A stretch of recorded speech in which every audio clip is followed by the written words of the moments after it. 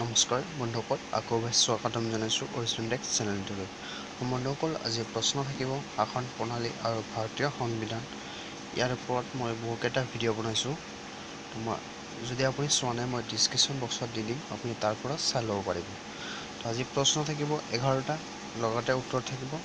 বলকচোন আজিৰ এই ভিডিঅ'টো ষ্টাৰ্ট কৰোঁ। আৰু এটা কথা, যিসকলে মোৰ চেনেলটো ছাবস্ক্ৰাইব কৰিছে তেওঁলোকক বহুত বহুত ধন্যবাদ। তেওঁলোকৰ সহযোগিতাই ইমান দূৰলৈ আহিব পাৰিছোঁ। আৰু যিসকলে চেনেলটো নতুনকৈ ভিজিট কৰিছে, ছাবস্ক্ৰাইব লিখা জেগাত প্ৰেছ কৰি দিয়ক আৰু ঘণ্টাৰ বটনটো একবাৰ বজাই দিয়ক। বলকচোন আজি এই ভিডিঅ'টো ষ্টাৰ্ট কৰোঁ। 4টা অপশ্যন থাকিব, মই প্ৰশ্নটো আৰু উত্তৰটো কৈ দিম। আপোনাক দেখুৱাই দিম অপশ্যনবোৰ ভালদৰে। বলকচোন 1 নম্বৰৰ পৰা ষ্টাৰ্ট কৰোঁ। 1 নম্বৰ প্ৰশ্নটো হৈছে, এখন ৰাজ্যত ৰাষ্ট্ৰপতি শাসনৰ অৰ্থ হৈছে ৰাজ্যখনৰ দেশশাসিত হৈছে। প্ৰশ্নটো ভালদৰে দেখুৱাই দিছোঁ, আপুনি চাই ল'ব। অলপ দেখুৱাই দিছোঁ ভালদৰে, মই উত্তৰটো কৈ দি আছোঁ। 1 নম্বৰ প্ৰশ্নৰ উত্তৰটো হ'ব আপোনাৰ ডি নম্বৰ, ৰাজ্যপালৰ দ্বাৰা। উত্তৰটো মই টিক মাৰ্ক কৰি দি আছোঁ। এইটো হ'ল আপোনাৰ 1 নম্বৰ প্ৰশ্নটোৰ উত্তৰ। তো বলক এতিয়া 2 নম্বৰলৈ যাওঁ। বহুত ইম্পৰ্টেণ্ট প্ৰশ্ন আছে, ভিডিঅ'টো সম্পূৰ্ণ চাই যাব। তো 2 নম্বৰ প্ৰশ্নটো হৈছে, ৰাজ্যসভাৰ কাৰ্যকাল হৈছে। 4টা অপশ্যন আছে, যিকোনো এটা হ'ব। উত্তৰটো মই কৈ দি আছোঁ। 2 নম্বৰ প্ৰশ্নৰ উত্তৰটো হ'ব আপোনাৰ ডি নম্বৰ, স্থায়ী। উত্তৰটো মই টিক মাৰ্ক কৰি দি আছোঁ। এইটো হ'ল আপোনাৰ 2 নম্বৰ প্ৰশ্নটোৰ উত্তৰ। বলকচোন এতিয়া 3 নম্বৰলৈ যাওঁ। এইটো হ'ল আপোনাৰ 2 নম্বৰ প্ৰশ্নৰ উত্তৰ। তো বলকচোন এতিয়া আকৌ 3 নম্বৰলৈ যাওঁ। 3 নম্বৰ প্ৰশ্নটো হৈছে, তলৰ কোনজনে নিৰ্দিষ্ট এখন বিধায়ক হয় নে নহয় লোৱাৰ সিদ্ধান্ত লয়। বহুত ইম্পৰ্টেণ্ট প্ৰশ্ন। অপশ্যনবোৰ দেখুৱাই দিছোঁ, মই উত্তৰটো কৈ দিছোঁ আপোনাক। 3 নম্বৰ প্ৰশ্নৰ উত্তৰটো হ'ব আপোনাৰ বি নম্বৰ, লোকসভাৰ অধ্যক্ষ। উত্তৰটো মই টিক মাৰ্ক কৰি দি আছোঁ। এইটো হ'ল আপোনাৰ 3 নম্বৰ প্ৰশ্নৰ উত্তৰ। বলকচোন এতিয়া 4 নম্বৰলৈ যাওঁ। 4 নম্বৰ প্ৰশ্নটো বহুত ভেৰি ইম্পৰ্টেণ্ট প্ৰশ্ন হয় এইটো। তো মই পঢ়িছোঁ একবাৰ।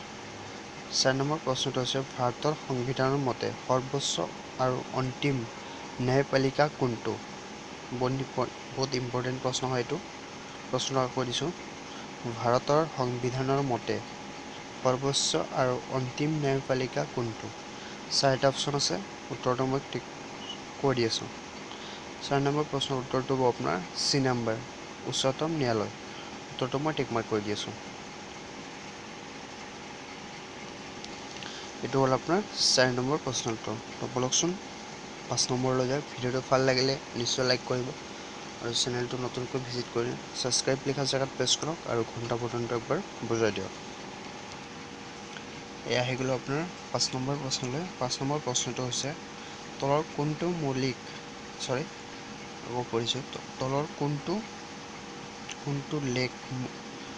লেখ মৌলিক অধিকাৰ বলবৎ কৰাৰ বাবে জাৰি কৰিব পাৰি। প্ৰশ্নটো অলপ দেখুৱাই দিছোঁ ভালদৰে। প্ৰশ্ন কৰিছোঁ, তলৰ কোনটো লেখ মৌলিক অধিকাৰ বলবৎ কৰাৰ বাবে জাৰি কৰা হয়। 4টা অপশ্যন আছে, অপশ্যনকেইটা মই দেখুৱাই দিছোঁ আপোনাক। তো উত্তৰটো মই কৈ দি আছোঁ আপোনাক। 4 নম্বৰ প্ৰশ্নৰ উত্তৰটো হ'ব আপোনাৰ এ নম্বৰ, বন্দী প্ৰত্যক্ষকৰণ। উত্তৰটো মই টিক মাৰ্ক কৰি দি আছোঁ। এইটো হ'ল আপোনাৰ 5 নম্বৰ প্ৰশ্নৰ উত্তৰ। তো বলকচোন এতিয়া 6 নম্বৰলৈ যাওঁ। 6 নম্বৰ প্ৰশ্নটো বহুত ইম্পৰ্টেণ্ট প্ৰশ্ন। বহুতকেইটা ইয়াতে ইম্পৰ্টেণ্ট প্ৰশ্ন আছে, ভিডিঅ'টো সম্পূৰ্ণ চাই যাব, আপোনাৰ বাবে লাভৱান হ'ব। তো বলকচোন 6 নম্বৰ প্ৰশ্নটো এতিয়া ষ্টাৰ্ট কৰোঁ। 6 নম্বৰ প্ৰশ্নটো হৈছে, অৰুণাচল প্ৰদেশৰ ওচৰত কোনখন উচ্চ ন্যায়ালয়ৰ ক্ষেত্ৰাধিকাৰ আছে। 4টা অপশ্যন আছে, উত্তৰকেইটা মই কৈ দি আছোঁ। উত্তৰটো কৈ দি আছোঁ মই। 6 নম্বৰ প্ৰশ্নৰ উত্তৰটো হ'ব আপোনাৰ এ নম্বৰ, মানে গুৱাহাটী। উত্তৰটো মই টিক মাৰ্ক কৰি দি আছোঁ। এইটো হ'ল আপোনাৰ 6 নম্বৰ প্ৰশ্নৰ উত্তৰ। তো বলকচোন এতিয়া 7 নম্বৰলৈ যাওঁ। ভিডিঅ'টো ভাল লাগিলে নিশ্চয় লাইক কৰিব আৰু আগলৈকে ভিডিঅ' পাই থাকিবলৈ চেনেলটো ছাবস্ক্ৰাইব কৰি দিয়ক। এতিয়া আহি গ'লো আমি 7 নম্বৰলৈ। 7 নম্বৰ প্ৰশ্নটো বহুত দৰকাৰী প্ৰশ্ন আছে। 7 নম্বৰ প্ৰশ্নটো এতিয়া পঢ়িছোঁ মই একবাৰ। ৰাজ্যৰ বিধানসভাৰ নিৰ্বাচিত সদস্যৰ সৰ্বোচ্চ সংখ্যা কিমান? বহুত ইম্পৰ্টেণ্ট প্ৰশ্ন হয়। RRB গ্ৰুপ ডি আৰু LP পৰীক্ষাৰ বাবে উত্তৰটো মই কৈ দি আছোঁ। অপশ্যনবোৰ আপোনাক দেখুৱাই দিছোঁ।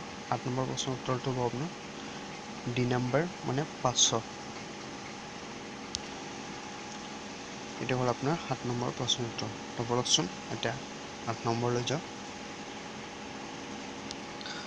এতিয়া আহি গ'লো 8 নম্বৰ প্ৰশ্ন। 8 নম্বৰ প্ৰশ্নটো হৈছে আপোনাৰ সংবিধানৰ অধীনত অৱশিষ্ট ক্ষমতা দেশৰ ওপৰত ন্যস্ত থাকে। 4টা অপশ্যন আছে, যিকোনো এটা হ'ব। উত্তৰটো মই কৈ দি আছোঁ আপোনাক।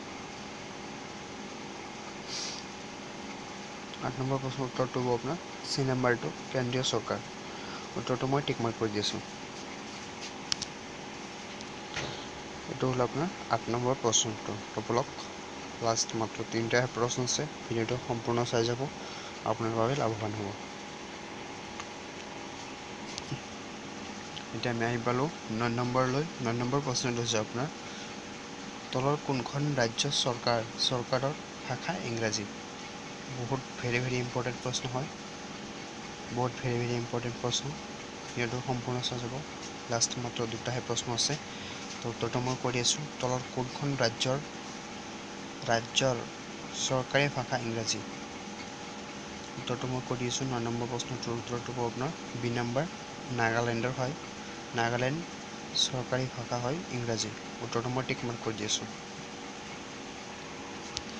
এইটো হ'ল আপোনাৰ 9 নম্বৰ প্ৰশ্নৰ উত্তৰ। তো বলকচোন লাষ্ট 2টাহে প্ৰশ্ন আছে। ভিডিঅ'টো সম্পূৰ্ণ চাব। 10 নম্বৰ প্ৰশ্নটো হৈছে আপোনাৰ ভাৰতৰ মুখ্য নিৰ্বাচিত আয়ুক্তক কোনে নিযুক্তি প্ৰদান কৰে? বহুত ইম্পৰ্টেণ্ট প্ৰশ্ন এইটো। উত্তৰটো মই কৈ দি আছোঁ আপোনাক। 10 নম্বৰ প্ৰশ্নৰ উত্তৰটো হ'ব আপোনাৰ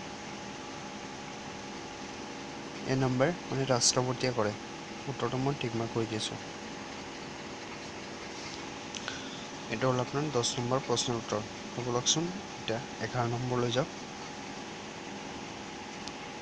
লাষ্ট প্ৰশ্নটোলৈ আগবাঢ়িছোঁ এতিয়া।